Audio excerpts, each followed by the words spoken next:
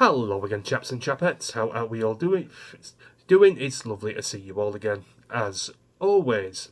Today's video, guys, is going to be something of a continuation to the last video that I brought you. The one where that teenage lad horribly shook that newborn baby to death. Today's story I'm going to bring you is something quite similar, to be honest with you. But the gulf, the mileages between each punishment for each perpetrator is nothing short of astonishing. They are streets apart. Now, I'm not sure if I mentioned this in my last video, guys, but the lad who shook that baby has been sentenced. His prison sentence was an indefinite one, no fixed jail term, which means he could be inside for anything from 5, 10, 15, 20, 50, or even 100 years. Who knows? But knowing our justice system, it'll no doubt be 5 or 10 years. Murdering a baby in this country is nothing to the courtrooms and judges, it seems, in this day and age. But the black woman, in the story I'm about to bring you, was looked upon much more favourably by the judge, at least today when she was supposed to be sentenced and the court hearing was adjourned. I wonder why. Let's take a look, shall we?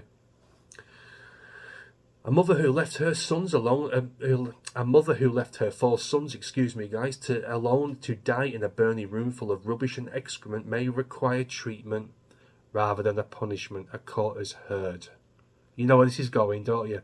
We've done countless videos on this channel about this. I don't even think you need to watch the rest of this video to know where this is going. But I recommend you do, because there's more to come. Trust me. Devika Rose, 30, was out shopping when Kyson and Bryson Hoth, age 4, God, poor children, and Leighton and Hogan Hoth, age 3, perished in the flames at their home in Sutton, South London on the 16th of December 2021. Either a cigarette or a lit tea light set fire to the sofa, and the blaze spread quickly in the rubbish strewn across the floor. Neighbours heard the 2 sets of twins shouting out for help and battered the door down to try to get to them, but were beaten back by the flames. By the time the blaze was brought under control by firefighters, both sets of twins were dead. Rose was due to be sentenced today, having been found guilty of manslaughter in October, but the hearing was adjourned. Judge Mark Lucraft, KC, the Recorder of London, said that a hospital order may be sought for Rose, meaning she would be avoiding prison. Like I say, you know where this is going, don't you? It's going down the exact same route that anyone who isn't white that commits a crime, a heinous crime, by the way, a horrible, evil crime, we all know where it's going to end up. It may be that ultimately some form of hospital order is appropriate in this case. I cannot and will not sentence you today. I don't know, speechless, guys, I really am. Investigators found the children's beds were dismantled and Rose was living in one room with them, using buckets as toilets. Normal. The bath was full of rubbish, the garden was overgrown with junk, and excrement was smeared on the walls, and the children had not been to school for 3 months. Social services. Social services do not make me laugh. Social services have been completely involved with the children but did not follow up on planned work because of the coronavirus pandemic. So a couple of sniffles and a mild cold has contributed to the downfall of these 4 children. The irony is astonishing, isn't it? They contacted her again after an incident at school, but disengaged after Rose failed to attend meetings. Now, just one quick word on the social services, guys.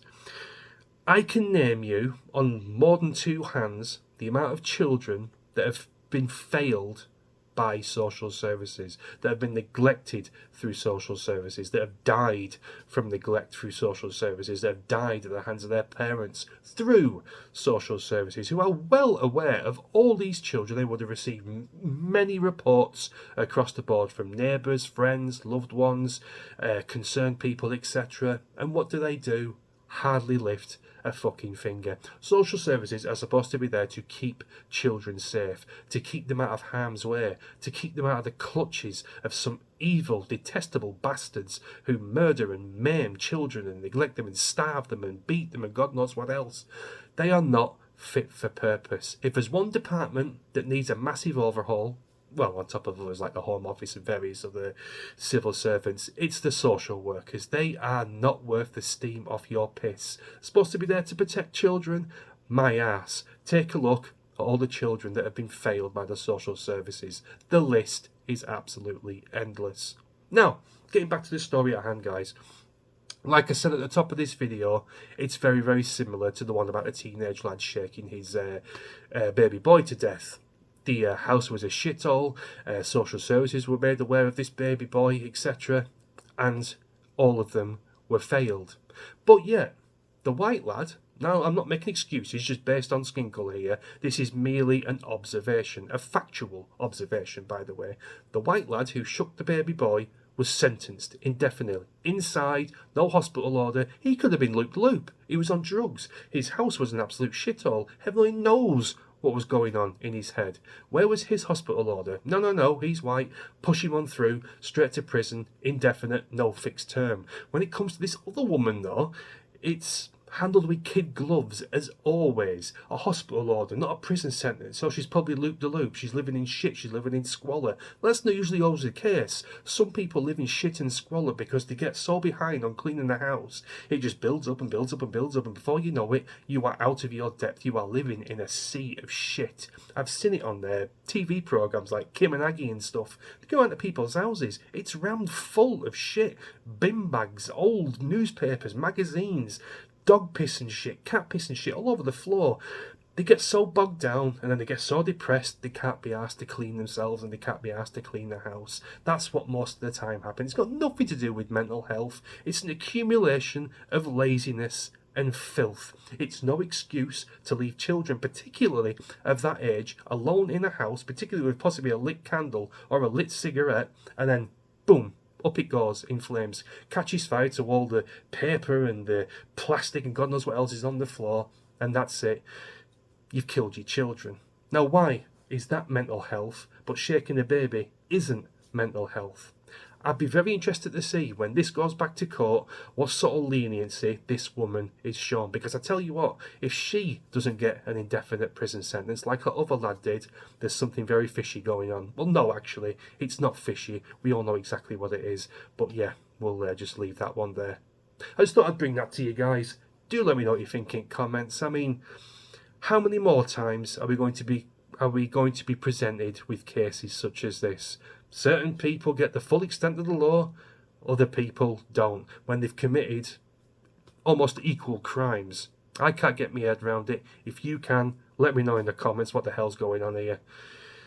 And I'll see you in a bit. Oh yeah, guys, before I go, there are going to be no videos for the next 2 days. It is my birthday tomorrow, so I am going up to my hometown, so I'm going to be busy for a couple of days. But I shall return. I'll keep my community tabs open. I'll fling the odd post your way, keep interacting with you, etc., and hopefully give you a few laughs along the way as well. So yeah, I'll see you midweek, sort of Wednesday, Thursday, something like that. Yeah, I'll be back anyway, just thought I'd pre-warn you. And I'll see you in a bit. Thanks a lot for watching. Cheers.